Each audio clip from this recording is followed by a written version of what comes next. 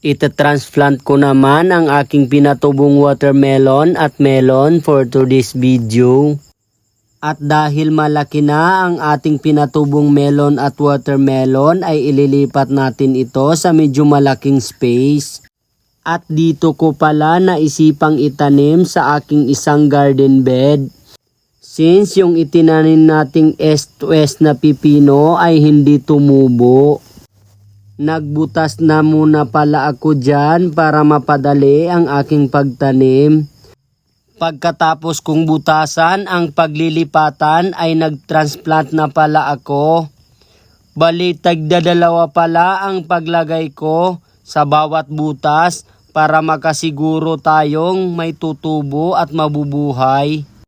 Tinulungan na pala ako ng anak ko ng maglinis at magtanggal ng mga damo. Ramgo seeds pala ang ginamit kong seedlings. Base kasi sa aking experience ay lahat ng aking itinanim ay lahat tumubo. Makikita nyo din sa aking unang vlog na lahat ay tumubo. Kung kayo'y magtatanim at mayroon kayong hindi maubos na itanim, ay lagyan ng tape na pantakip upang magtagal ang kanyang germinating. Pagkatapos nating matanim lahat ay isa-isa ko itong diniligan. Sa mga gustong umorder ng ganitong seedlings, nasa comment section ang link kung saan ito mabibili.